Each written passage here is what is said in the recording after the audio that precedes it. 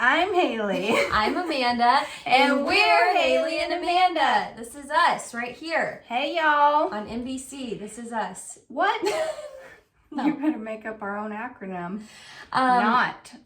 What's not? Broadcasting. Oh, I thought the acronym was going to be Centrally. something like, no. Okay, I'm very confused. I thought the new NBC. acronym was going to be not. Like, Oh. knowing our time. What? No. Knowing our time would be K. I was like, I'm so embarrassed. so today, spelling bee. Failed. Amanda's not winning it.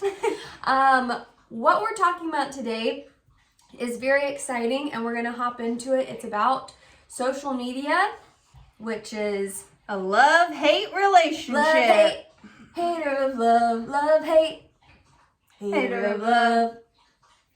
Anyways, we're going to get into that in just a second, but we want to remind you guys that we're about to release our new podcast name and branding, which we're super, super excited about, in the next week, really. I know. It's 1 week until we do it. It'll be the next episode. Yes, next episode. So, if you are not subscribed to the Haley and Amanda podcast, you should go ahead and do it because follow us on Spotify, subscribe to us on podcast, Apple Podcasts. because the name is going to change, and if you're subscribed, well, you'll just see our new name and you'll already be subscribed. But if you're not, then obviously You'll have to search for it. Yeah, but which we'll is help okay. you. Yeah.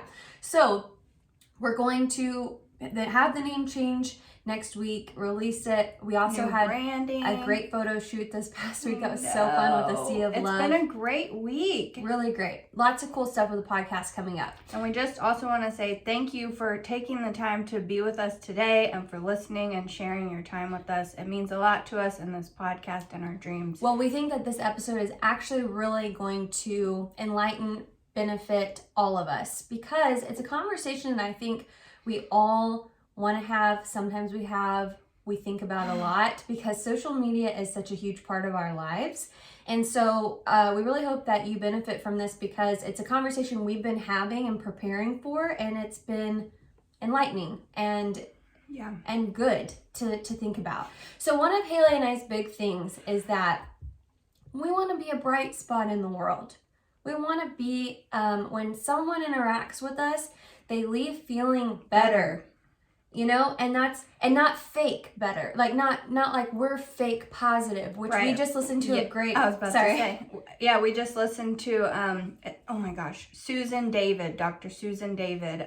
She deals with emotional agility, and it's an interview with Brene Brown on her podcast, and it's all about toxic positivity, which is about using positivity to be inauthentic. Yeah, and to numb yourself. Right. To like, just say, to act like everything's fine when it's not, and you might be going through something really difficult, or you're comparing it to someone else who you think their thing is more difficult than your thing, or that it's like it's a remedy. Positivity is not a remedy. Yeah, it's not. And so she was kind of saying, people who are like, I'm just gonna say my affirmations to get through the day, and oh, you're sad? Well, what are you grateful for? Right. I highly recommend. It's on the Dare to Lead podcast. So that's not what we mean. That's not what we mean whenever we say, when people interact with us, that we're a bright spot. It's more so that, like, one thing as being a teacher, one of the things that makes my job feel really purposeful is that when I see students from past years, when I see them out in the world, they approach me excited because they know that they're going to have a good encounter with me, because they know I am I don't know what the right word is, but that I'm a good person. You know what I mean? Like, they know, they're excited to see me, and they bring energy, I think, to seeing me, because they know what kind of energy I always brought to them. So even this past weekend, my husband and I were walking down Bishop Arts, and this girl, because everybody's wearing a mask, don't know anyone. This girl, Melissa, she's a former student. She goes, Miss Paige! She screamed at me, and she was like, oh my gosh, I just want to hug you. And she was like so sweet, and she was like, I loved being around you, I miss you. And I I want that to be people's experiences with me, because I think that so many of us unintentionally are so distracted, we're so focused, and well, and you don't realize what you're saying is that you're leaving a mark on people, whether it's positive or negative, whether it's authentic or inauthentic, and people pick up on that. You know, what you're doing and what you're saying and your presence in the world. There's a quote in A Simpler Way, the book we love, that says the environment is created by your presence in it. yes. And I think we all just think we're these isolated little bubbles and we can go around doing whatever we want, saying whatever we want, acting however we want. Our face can look however it wants, can say whatever we want on social media, and it's not affecting people. But we have which I think it's an opportunity. It's a positive we thing. have a carbon footprint, Right. but Yeah. with our emotions and personalities. Right. And in our episode with Nancy Wonder, which I don't know if you have listened to it or not, but something that really came out in that episode is my why was really articulated very well in that episode, about that I want to be the good in the world. And I think, you know, I've talked many times about my grandfather, who is like this force spurring me on every day, that after his passing, just experiencing him and living with him for those few years that I had at the end of his life, and seeing his genuine goodness towards people, and them seeing the legacy he left behind with even people today, by being just a simple good person. Yes. Right. It really spurs me on, and it's like I feel so deep down inside me that my purpose is to be the good, to show people that there are good people and that they can be good people. Right, and that a legacy, because this was also articulated in that episode, that a legacy doesn't have to be some big accomplishment that's fancy and famous for the world to see. It is something that is known and remembered, and it's kind of a slow game. Yeah. It's like a slow, patient, consistent, driving, pure force, which your grandfather, and I believe also my grandfather had a lot of that in him, that really drive us forward. Yeah, and you know, we always talk about my grandfather. He owned a grocery store. He was a butcher, and that's just not some high profile job. And he didn't go like anywhere and travel the whole world and like make all this. No, but literally, and this is what my family and I talk about this a lot, that because he died at 4. He was about to be 94. He outlived all of his friends, all of his friends that would be his age, but I lived with him the last couple of years of his life, and he had a whole new group of people that were my dad's age, and even people in my age group he would meet every morning for breakfast at McDonald's with this group, and he just had this presence in his community that he changed with. It wasn't like, oh, all my friends are dead, I'm gonna go back into my house, and like he just continued to put goodness out there until the very end of his life. So even his funeral was so full of people that were younger generations, because they were all still affected by him. It wasn't like his legacy stopped at a certain age. And so that's just really inspiring, and it's something that I think about a lot.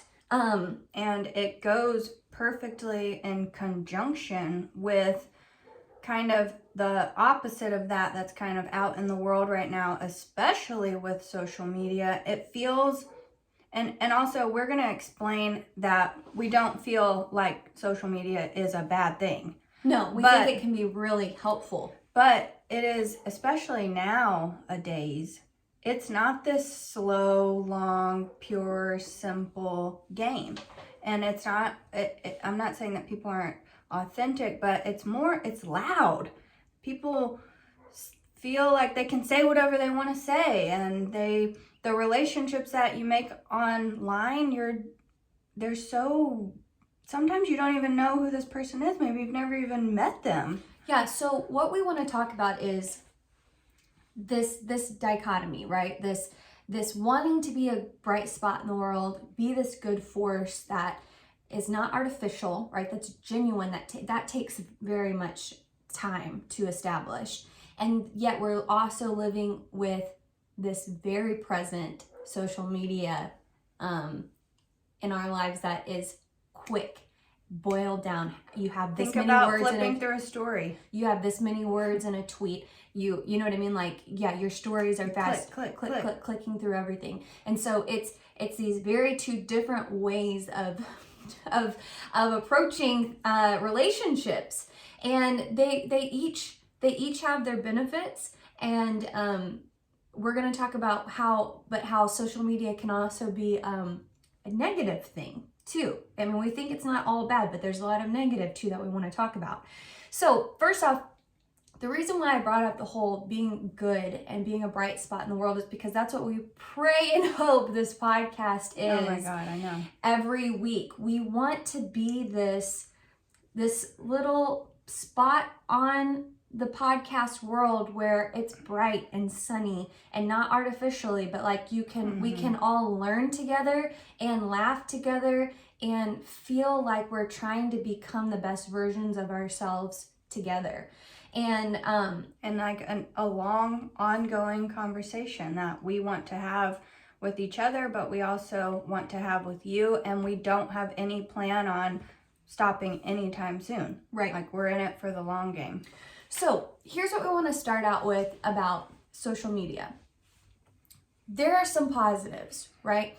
I think bringing awareness to different situations is a really big positive. For instance, I sometimes find out about things the very first on social media, like about George Floyd and about all of these things. People started hashtagging, and everybody was reposting, and that felt really like almost like a united force coming together to say this isn't right, we're against this. And so there's some really positive, powerful togetherness that can be created. And it's good that it can happen fast. Yes, and loud. And and that the news gets out there fast and it's loud. It can be viral. You can spread something important quickly. Right. And I think that is definitely a positive, 100%. Now, I want to talk about some negatives. So that's it for the positive? Well, we can maybe throw some others in it when we think of them. But one of the things is, specifically, I experienced this on Facebook, which I deleted. I deleted the Facebook app from my phone because I don't use it. And I really don't use it. But there are some people that still try to contact me through the messenger. Because of my floral business or whatever, and especially family, like, extended family members or anything like that. And so I didn't delete my account. And so usually I get a notification that there's a message, like it'll send me an email, and then I'll get on my desktop version of it. Are you like this, or do you have it on your phone? I have it, but I just don't check it that much. Right. And so Facebook, I mean, I feel like they're all like on these different levels, all of the social media, but Facebook is just one that is not really my go-to platform. Now, that said, this has happened the past few times that I've been on it. On the news feed, I will start to scroll and I see something that really makes me your blood boil? Yeah, my blood pressure goes through the roof, and I think, what is this person spouting? And then this is what happens. I get popcorn and get in the comment section, and I'm like, okay, what? And I see people's reactions, and I'm just like, oh my God. And people are so mean to each other. And they say anything and everything, and filterless. I am talking that this is mostly about politics. Mostly. The ones I'm talking about are all political, actually. And about specific politicians specifically. And I'm watching, and it's really funny because I grew up evangelical Christian. So my Facebook is comprised of like very, very right-wing people and very, very left-wing people from my more adult friendships. Right. And then my younger acquaintances and friendships. And it is like really pendulum swinging stuff. Like, I'm not kidding. I'm not kidding. I got on, this is really funny. I sent a screenshot of this to my cousin Leslie. I got on Instagram after the Greg Abbott, the governor of Texas, lifted the mask wearing law. Well, and so people had really strong opinions about this, obviously. And so the first one is my cousin Leslie. She posted like the outrage of this, and it was like this like meme about it. And then literally the next story was this girl that I grew up with in church, and she was like, "Thank God it's been lifted." And it was like back to back. And wow. I took screenshots and sent it to my cousin, like, look at the complete opposite things that I see on my social media. In 1 second. And so anyways, I'm saying that to say that I feel like, especially my Facebook page, I'm really seeing like super, super opposites next to each other. And so on Facebook, I'll be reading these comments. And when I do this, I don't do this a lot, by the way. I'm talking about the times that I have, and this is why I don't get on it hardly at all anymore, is I get outraged. Just like these other people are getting outraged.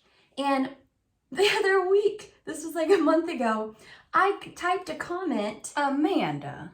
No, listen. This guy was saying really outrageous stuff that was really striking me as ignorant. And it's hard not to say something. And I just said something that was kind of, I said something kind of snarky.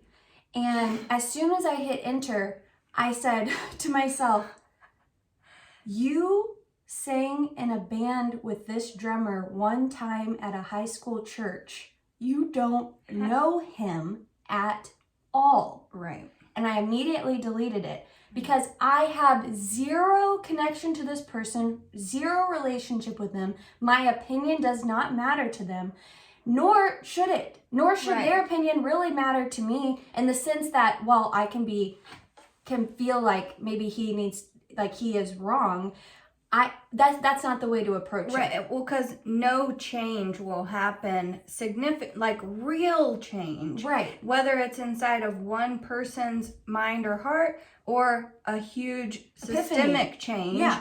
That's not going to happen by two people arguing on social media that knew each other one time 90 years ago. Right, exactly. And the other thing I think about is when Brene Brown talks about how shaming someone is the absolute worst approach to seeing any kind of change. When we shame someone, they get defensive, they get aggressive, they want to protect themselves. My snarky comment would have caused him to completely leap out at me in a aggressive, protective way, which it should have, right? I mean, like, shame does that. What I was saying was actually, it was a small comment, but when I think about it, it would have definitely been shaming. And most of the comments are on social media. It's not about changing. It's not about having a real conversation. It's about shaming someone because you think that they are so wrong. And now listen, I want to preface this. I know I'm talking a lot. I'm sorry. I want to preface this because one thing that I understand, if you're listening, that is really hard, is that when you see something that no matter who you are, it's wrong, like like complete racism. And it's like, do I call you? You want to call the person out because it's not a matter of opinion at that point, really. It's about humanity and it being wrong on all accounts. It's like if somebody, then if it's like if we think about something extreme like neo-Nazis and real racism, like these things are non-negotiable. Like we can all agree that they're bad. And I think, but here's the thing is, I don't think that's the platform to change that person's opinion. So what I'm gathering from what you're saying, and what I also think, is that if we're wanting to be this bright spot in the world, and we're saying that comes through this more like slow, authentic, conversational, relational thing, it's not that when you see those comments you don't disagree or you don't want to speak up, but maybe if it moves you that much, which again, on that episode with Susan David on the Brene Brown podcast, she talks about that anger and stuff. It's not bad. It's these emotions that we have are trying to tell us something. So if you are moved, how you were saying, oh my gosh, I got popcorn and was watching them and I was pulled in and I got so angry. Well, why? What's it trying to tell you? And then you should self-reflect. You should self-reflect and then figure out a game plan on how to react to that in a way that could actually cause some sort of relationship or some real change, because maybe it's not even that person, but maybe the anger about that racism or that statement, whatever, it can cause you to get a part of something that's making real change. Yeah, to be a part of the solution, to then have that authentic goodness be seen. Because writing a comment, even if it's good, is not really being a bright spot in the world. Well, it's not being effective. Yeah. And I totally agree with you. And I think that this is really difficult, because when people say these really abrasive things, it's really hard not to react, right? But exactly what you're saying, it's like the emotions that come up, this is when we do the work on ourselves, right? Where we say, why is this hitting? So, like, why is this making me so angry? What is this telling me about myself and my perspective? Right. And what do I need to do? What do I need to do? What do I need to do from this point to make myself feel like a part of the solution to this problem? Well, and you know, if something like this is affecting you emotionally, that means it matters to you. Yeah. And if something matters to you, it should be shared in a place that's like a trustworthy space. I don't personally believe that you should be casting your valuable opinions or your values or the things that matter to you, that you hold close to your heart, your why. That you should be kind of casting it before the swine, you know. Yeah. That might not be the right word, but I mean. But then I think people would say, but there needs to be a voice of activism too. You know, like how Martin Luther King says that the worst type of person is not the ultra racist, it's the moderate white person who does not act at all and says, well, it will get resolved, or it's not that big of a deal, or I don't really know what to do, but I am against it. Well, all I'm saying though is that I think that means if it's something that vulnerable, then you need to be placed in an environment where both parties can be vulnerable, like to a point where change really can happen, not to a place where you're talking about shame that's on the surface level, where people are just back and forth. And I will say this, so, you know, I said I grew up evangelical, and my parents are my dad's a pastor, you know, and you guys have met my dad through the podcast. He was one of our guests. And there are some issues politically that he and I really disagree on. But what I love, and how it should be, is that I can talk to my dad about these issues we disagree on, and he can talk to me about them, and we choose to really hear where each other's coming from. And sometimes we can meet in the middle on some things, and then sometimes we can agree to disagree, but then if it's big stuff, I continue to really try to show him where I'm coming from, but it is a loving place. And because I think my dad is a wonderful person, because I have a really strong connection and trustworthy connection with him, that it's worth it to me to run a long game with him. Right. Well, and, you know what I mean? Yeah, and you have a holistic view of him. You've taken the time to get to know him. So his political opinion is a part of him, but you understand and know him as a whole, which is hard, is how all people should be seen. We should be. Yeah, well, but I was just going to say, like, another thing I was listening to with Brene Brown and Oprah on Super Soul Sunday. Me too, girl. is that she's saying that typically you have maybe tops 3 people in your life that you can be that vulnerable with and go there with them. And if you have 3, you've hit the lottery, right? Where you can really open up and be 100% who you are. And so what? But think about the trickle effect of what you were even saying about your grandfather.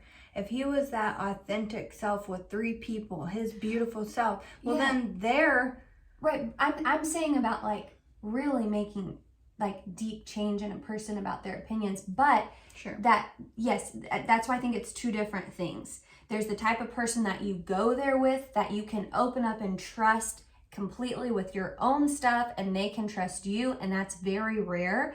But then what we're putting out in the world as individuals really does affect people, but that's a really long game. Mm-hmm. That's a really long game, like my grandfather and stuff. And that is, those are 2 completely different types of relationships, and they're both the type I really want to be like having and doing.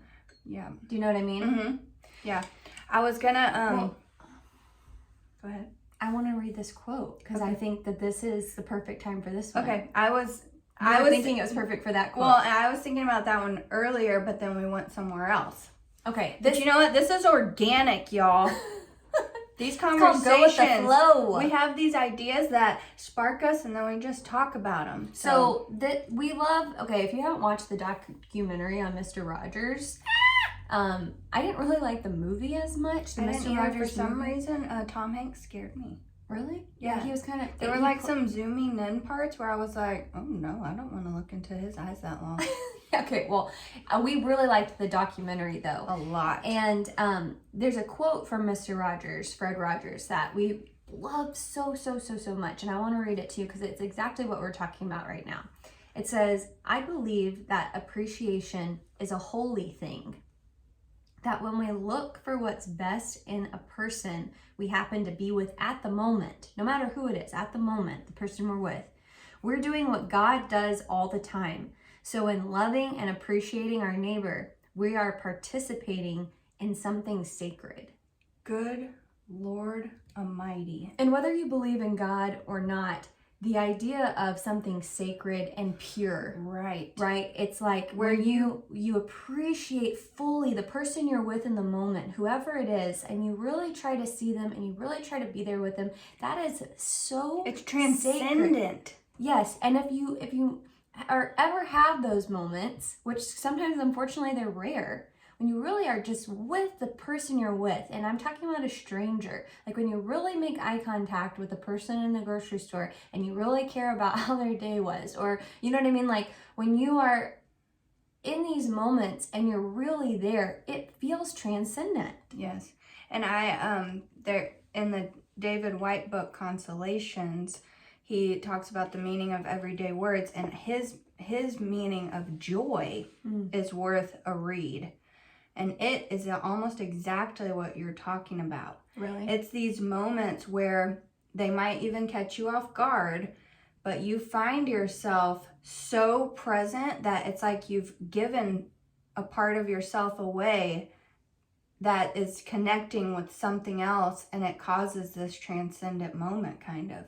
And I think what Mr. Rogers stands for that we love so much is this, it's like, it's not toxic positivity, but it's like this slight where you choose to look for the good, you know? And so by loving and being present, we can experience something sacred, like what he's saying, and we hold that power within us, but it's hard.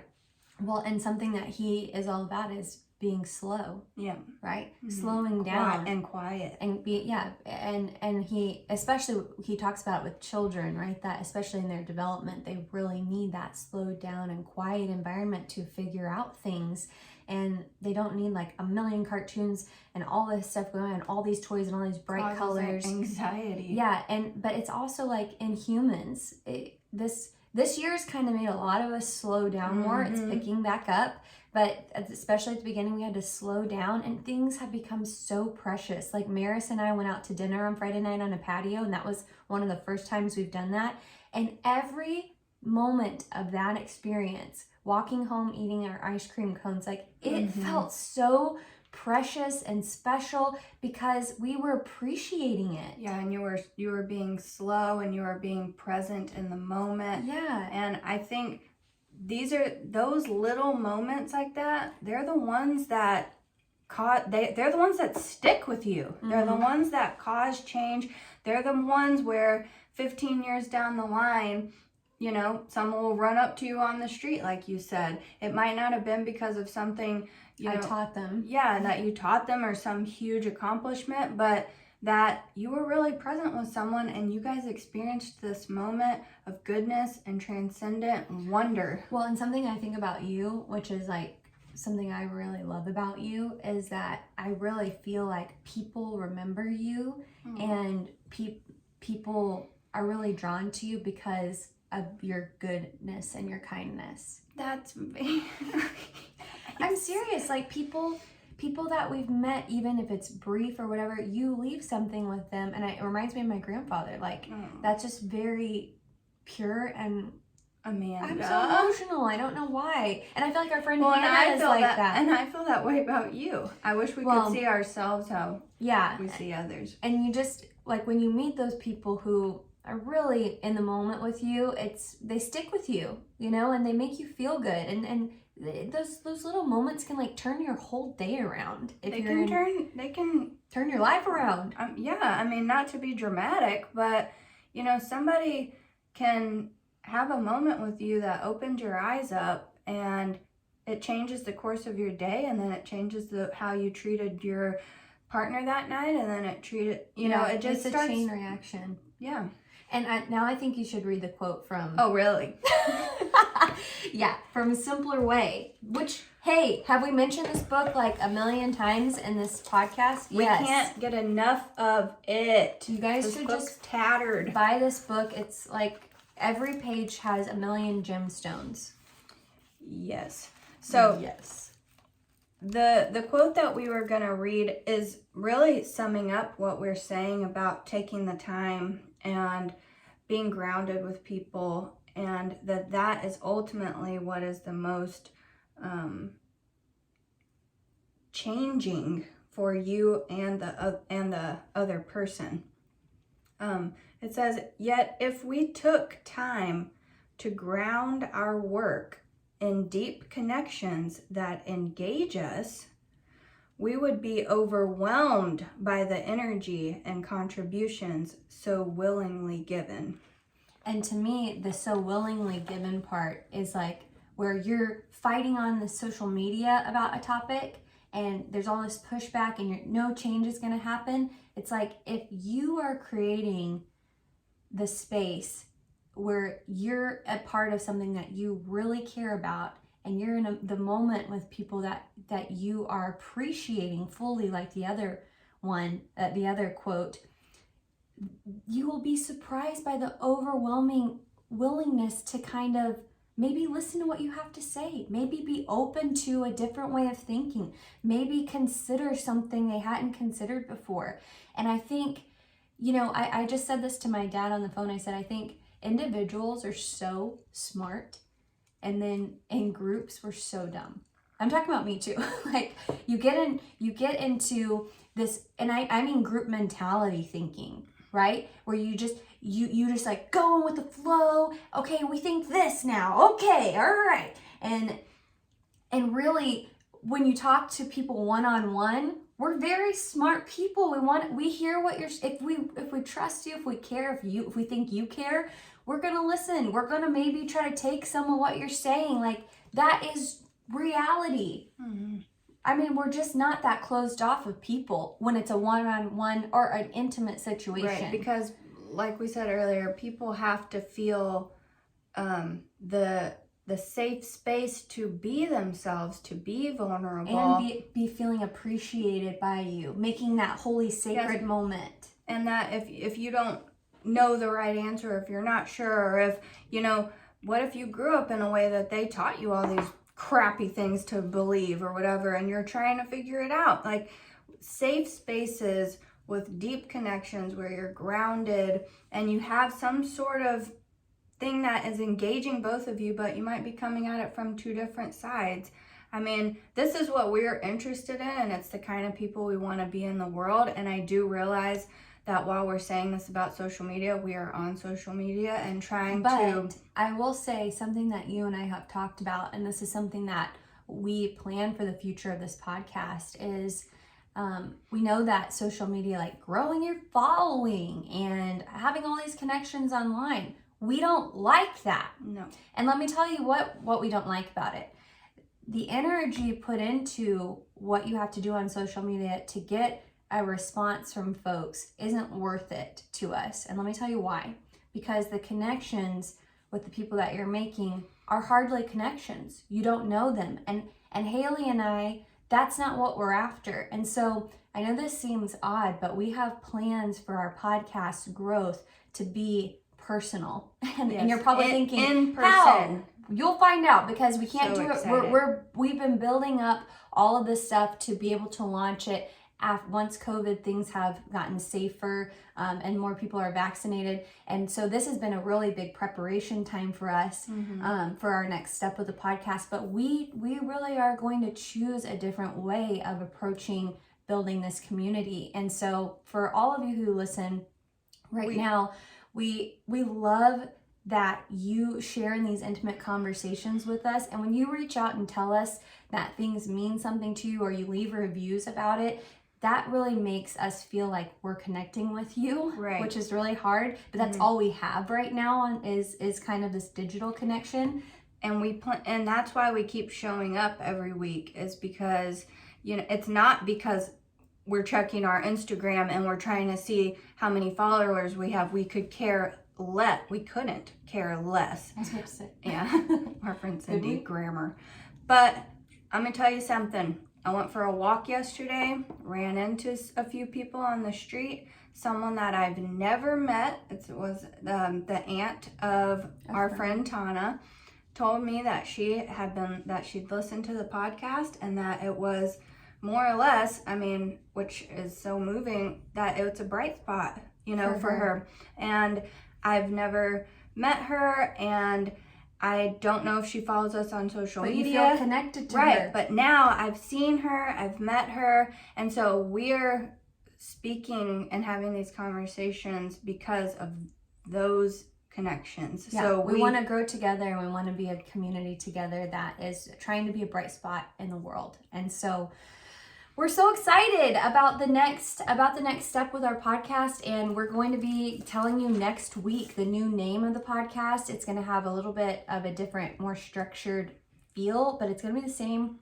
thing, just us for all. And we're going to make sure that we still live pretty. I know.